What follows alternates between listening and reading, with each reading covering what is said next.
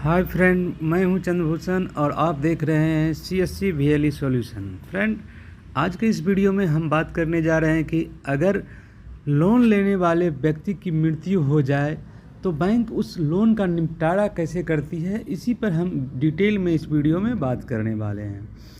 Friend, हम सभी के जीवन में कभी न कभी बैंक से कर्ज लेने होते हैं, चाहे वह किसी भी व्यक्ति से व्यक्तिगत रूप से लिया गया हो या किसी बैंक से ऋण लिया गया हो।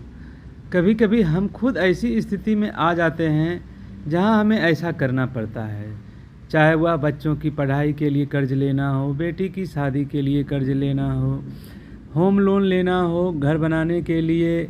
अगर आप किसी भी बैंक से कर्ज लेते हैं तो बैंक आपको अलग अलग ब्याज दरों पे कर्ज देता है।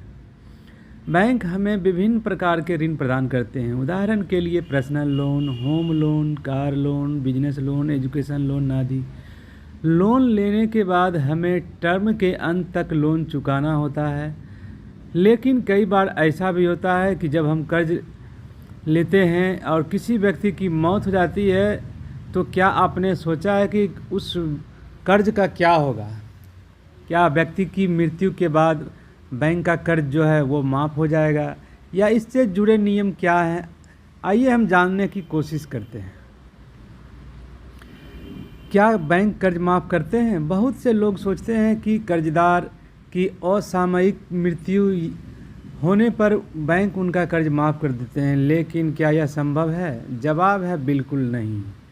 चाहे किसी भी मृत्यु हो जाए, किसी भी तरीके से मृत्यु हो जाए, बैंक उनका पैसा वसूल करेगा। अगर किसी व्यक्ति की मृत्यु कर्ज से हो गई, मृत्यु कर्ज लेने के बाद हो गई, तब उसकी जागीर या वारिस उस कर्ज को चुकाएगा। यदि वो ऐसा नहीं करते हैं तो कानूनी तौर पे बैंक उसकी संपत्ति बेच देता है और उनका पैसा वापस ले लेता है। यदि संपत्ति ऋण से अधिक है तो बैंक की स्थिति में कानूनी उत्तराधिकारियों को नीलामी की आय का जो एक्स्ट्रा पैसा होता है वो लौटा देता है। अब दूसरा, यहाँ पे अगर कुछ लोगों का इंश्योरेंस है, जैसे बीमा कंपनी, बीमा अगर उस व्यक्ति का हो चुका है तो उस स्थिति में बीमा कंपनी जो है उसका पैसा चुकाती है। जब हम बैंकों से कर्ज लेते हैं तो ग्राहकों को टर्म इंश्योरेंस के बारे में बताया जाता है।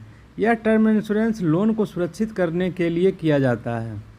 अगर आप भी कर्ज लेते हैं तो समय बीमा निकालते हैं तो इस स्थिति में आपको उधारकर्ता की मृत्यु के बाद बीमाकर्ता बैंक को ऋण वापस कर देता है। दूसरी ओर, यदि अगर आप कोई भी बीमा नहीं लेते हैं तो बैंक कानूनी वारिसों को दो विकल्प देता है। वो चाहे तो वन टाइम सेटलमेंट कर सकते हैं या अपने नाम पर लोन को ट्रांसफ़र कर सकते हैं, जिससे वे बाद में चुका सकते हैं।